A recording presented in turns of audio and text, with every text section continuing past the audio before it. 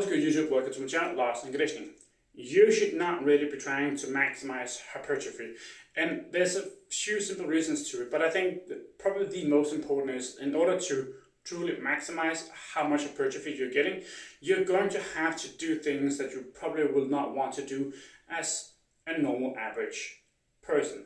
Because there's not that big of a difference between maximizing your hypertrophy and getting good enough. We have this principle called the 80-20 rule, which basically means you can get 80% of the results with 20% of the effort.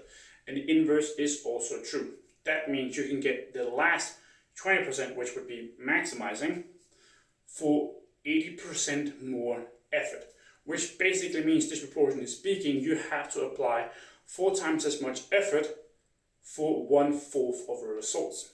Now, and this is why I say you should not try to maximize it, because getting that last 20% overall is not really going to be drastically noticeable for most people.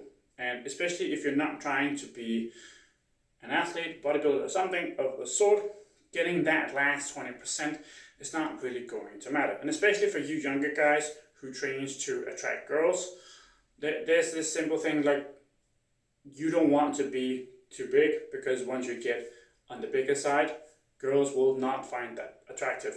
So, and that's another reason why, at least for men, you should not try to maximize it. And also, in order to maximize something, that realistically means that you have to spend a lot more time doing something than you otherwise would have. Realistically speaking, if you train 3 or 4 days per week and you train for an hour at a time, which is going to be enough for most people, that will get you about 80% of the results instead of 100%. But if you want to get the last 20%, you're probably going to have to, every single week, train 4 times, maybe even 5 times, and then train for like 2, maybe 2.5 hours. And then the amount of effort that you apply to it, you get very disproportional to the amount of results that you're getting.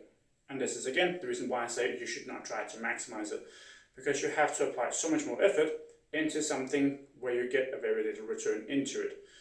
I do not believe most people should do that if we're talking about average people in terms of getting more hypertrophy.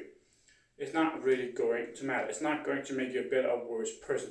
All it's realistically going to do is going to take away time from your life that you otherwise could have spent better places, rather than spending double or triple the amount of time in the gym.